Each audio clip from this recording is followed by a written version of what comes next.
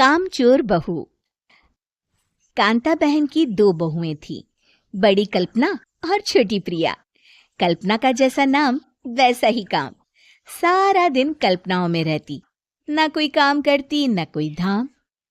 अरे कल्पना बहू, जरा अच्छी सी चटनी पीस दे, आज कुछ मजेदार खाने का मन है। पेट में जलन हो जाएगी माँ जी बुढ़ापे में, और वैसे भी मेरा काम करने का वक्त शाम का है, अब प्रिया को ही बोल दो। इतना कहकर कल्पना वहां से चली जाती है। कांता कल्पना के ऐसे रवैये से काफी परेशान रहती हैं। मैं बना देती हूँ माँ चटनी।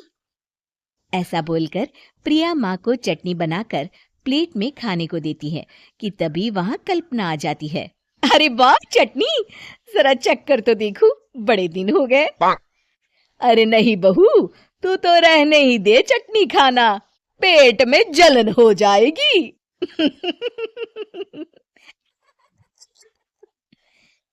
इतना कहकर कांता और प्रिया दोनों हंसने लगते हैं।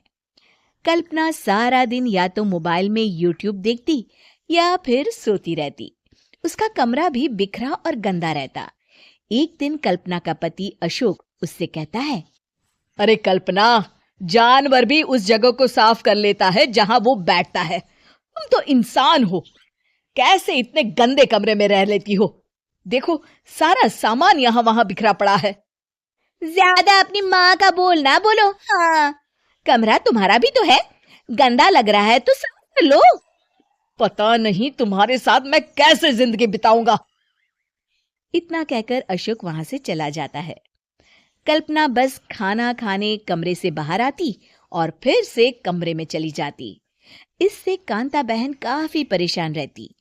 एक दिन प्रिया कांता से कहती है, माँ, मैं सारा दिन काम करके थक जाती हूँ, आप कल्पना दीदी से कहिए ना कि सुबह और शाम का काम बांट ले।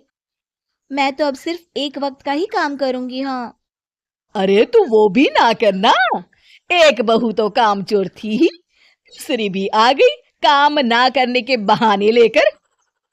तभी वहां प्रिया का पति रमेश आ जाता है। माँ, मैं देख रहा हूँ भाभी कोई काम नहीं करती, प्रिया सारा दिन घर और रसोई का काम करती है, अब कुछ करो ना माँ। कांता मन में कुछ सोचती है और कल्पना के पास जाती है।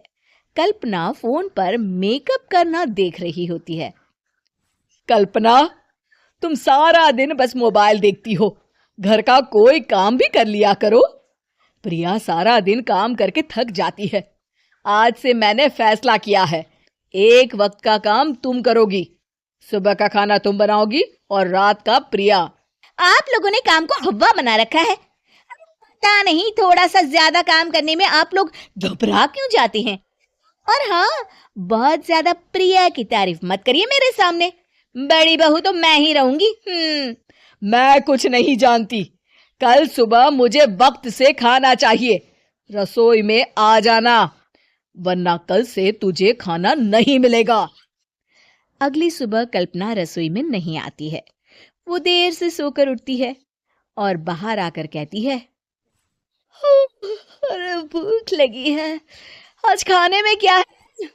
इतनी देर हो गई, आज किसी ने मुझे उठाया भी नहीं, पता नहीं कहाँ है सब।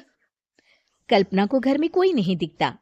वो रसोई की तरफ जाती है जहां बड़ा सा ताला लगा होता है।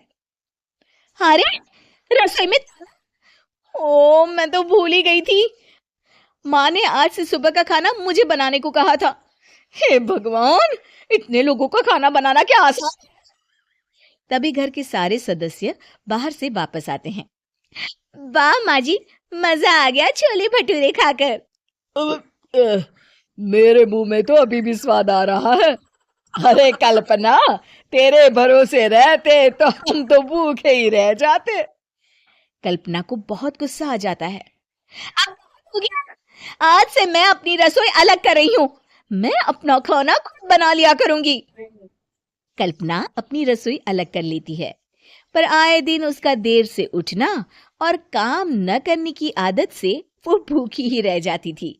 उसी के सामने घर के लोग अच्छे अच्छे पकवान खाते और कामचोर कल्पना को जैसे तैसे ही खाना बनाकर खाना पड़ता।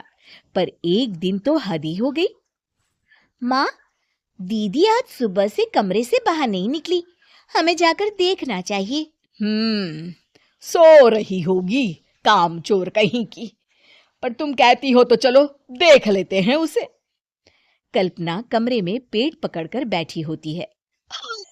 मेरा दर्द, पेट क्यों मैं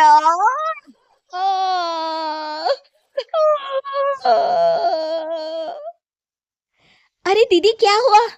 पेट में दर्द क्यों हो रहा है? डॉक्टर को दिखाया आपने? माँ, कल्पना खड़ी होती है और माँ जी के पास आती है।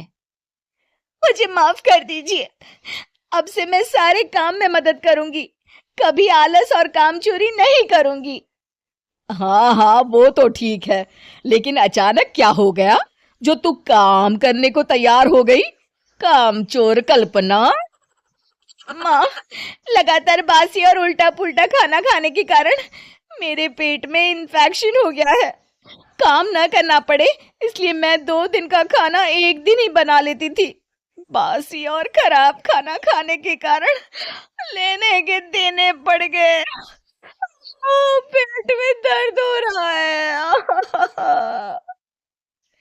चलो अच्छा हुआ, देर आए दुरुस्त आए।